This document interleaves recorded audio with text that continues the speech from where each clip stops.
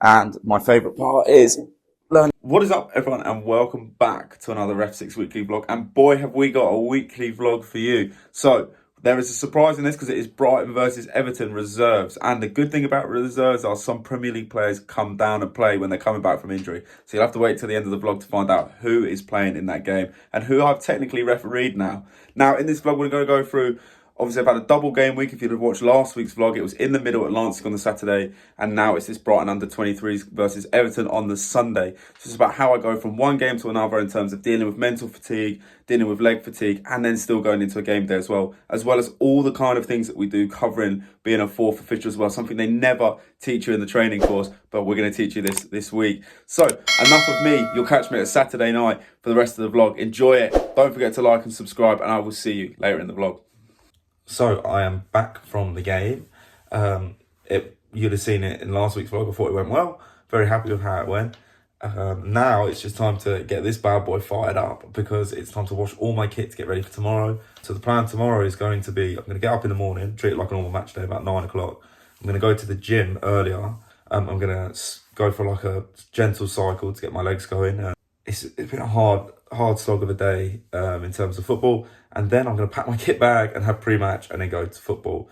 So you know, it's just about getting my legs ready for tomorrow. Normally a fourth official, but you just never know what's going to happen. So I'll catch you tomorrow for what will be match day, Brighton versus Everton under 23s. I'm proper pumped for it.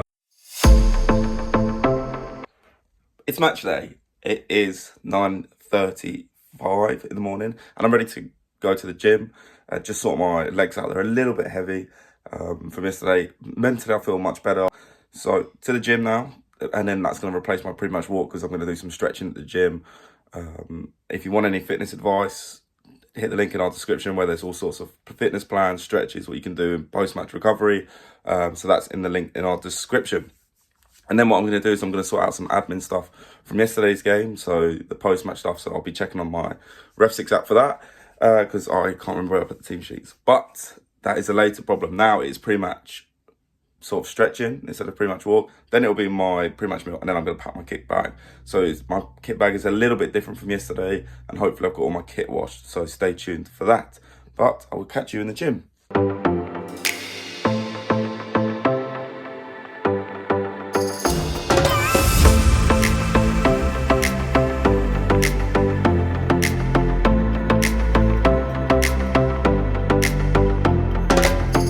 Pre-match meal, nice and light today, just for the simple fact that I'm not really running around. I've done my recovery, so I wanted to, fuel myself from that and not fuel myself for the game. So what I've got is 2 eggs, some avocado on some toast, 1 piece of toast. Like I said, I'm not really doing all that much today, so I don't want to be sitting there heavy. I've also got enough like gels and sweets and stuff if I do go on. So I'm still. It's big enough that I can run around because I won't be doing a full 90 unless the referee goes down in the warm-up. But if that does happen, then I'm going to bring a banana and stuff, as an emergency. But other than that, I don't want to be sitting there heavy and stuff because, still got to try and look after myself in terms of not overeating and then be stodgy like if I do have to come on. So this is it, nice and light. I'm going to eat this up and then pack my kit bag. So see you in a second. So we are 3 hours outside of kickoff time, so it's just after 1:30. Kickoff's at 4. I'm about to pack my kit bag for a fourth official on the Premier League 2. So the kit's all laid up. It's a lot about spares, is what it is. So here it is. So let's start with the easy stuff: boots, bottle of water, towel, my box of tricks just in case anything happens to the referee, and I've got to make notes throughout the game as well. My wash bag, my gel, and some hydration tablets just in case I come on. Now, for the main event of me, I haven't been able to wash yesterday's kit in time, so I have a blank long sleeve shirt here. It's last season's, yes, but it's long sleeve. Leggings, come at me, people, because it's going to be cold, so I'm going to wear these. A spare long sleeve Under Armour with the FA badge on. Some gloves, because it's going to be cold, and I obviously have 2 pairs of match shirts, and I've got the new 2023 socks and last year's socks as well. Won't lie, more of a fan of these socks, but everyone's going to be in these today, so it's a lot about wearing the same. In terms of spare stuff, I'm bringing a spare pair of tracksuit bottoms and a spare mid layer just for whatever happens, the wind and the rain come in, and you know, I need a spare pair of tracksuit bottoms because I'm going to be wearing basically what I'm wearing now, this mid layer, and a massive coat.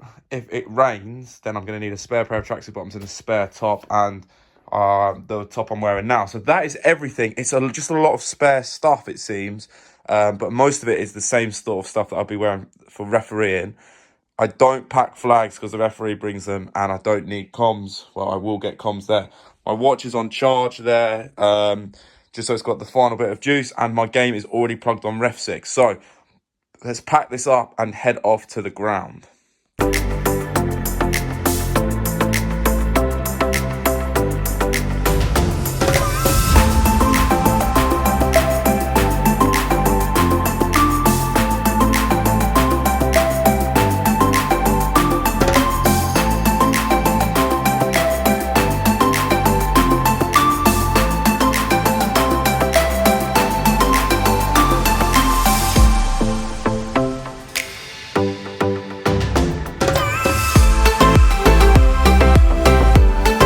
So, as a fourth official, I'd have a quick chat. In terms of what I have to do now is, these are the sub cards that I have to hand to the home and away team. Well, they're the concussion ones. These are home and away cards. So I have to make sure everything's ready. I've got the team sheets that I have put into REFSIX already. If you want the app, link in the description. So I've got the team sheets, which are good. And my favourite part is learning how to work this thing. So there's a show button, so I can show that in, and then, oh, it's really easy. So you input the number 9, out, number 8, and then press show. That's very handy. Yeah, slightly nervous, won't lie. Oh, and another job is I don't have to deal with balls because there's a multi-ball system. I have to make sure that I have these, which is the ref's spare set of flags and his spare batteries and his vanishing spray. So I have everything ready. I'm all mic'd up, which is here. Game on.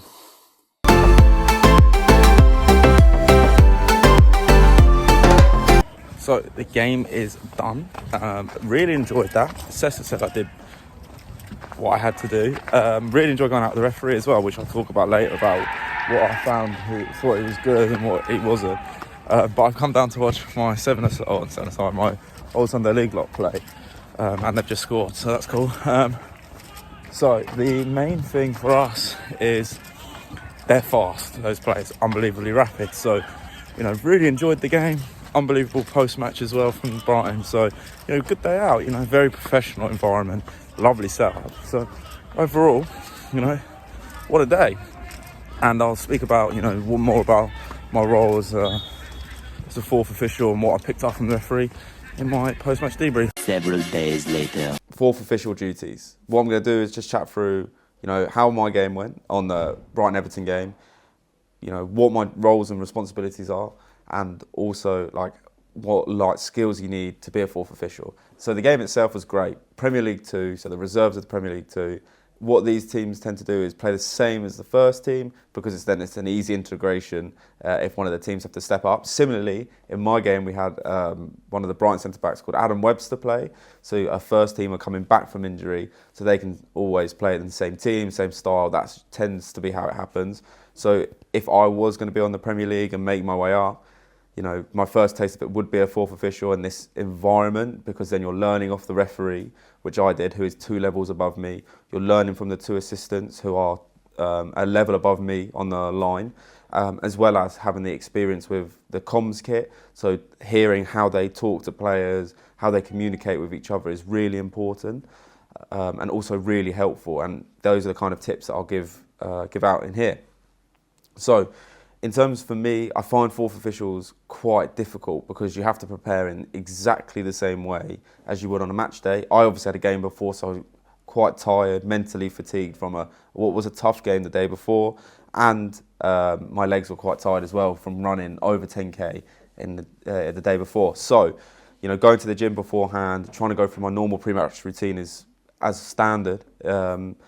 is important because it gets me mentally ready. But the only difference in terms of mentally is I didn't know whether I was going to be running the line. If a line assistant referee goes down, I have to jump in as an assistant referee, and if a referee goes down, I have to jump in as the referee. So you don't really know what mindset to get into because they are two very separate mindsets. So you're always quite on edge, not knowing what's going on, and if anyone goes down, you know you've got to be that person to step up. So preparation's a little bit different, but something I'm guessing you're going to have to get used to, and I have to get used to. The main job as a fourth official is, you'd say, two main things. One is to hold up the board, but there's a lot more that goes behind the scenes in that. So, for example, when we're given the minutes added on, we have to tell the referee throughout the game, we have to jot down how many injuries there were, how long those injuries took, if there are any subs, how long those subs took. So that means when the referee goes to us on about 43, 42 minutes and 87, 88 minutes at the end of the halves, they say, John, how many minutes of added time have I got? And I say, I can evidence 6. And that means if the assessor comes in after and goes, where did you get 4 minutes from? You can say, well, there were 2 injuries, 2 subs, a goal, and a long yellow card, and these all added up to 4 minutes. And therefore, you sort of cover yourself and the referee. So also that helps with the managers as well, because if they go, where's that time come from? You can then point out to them, and it aids sort of player management and manager management, really.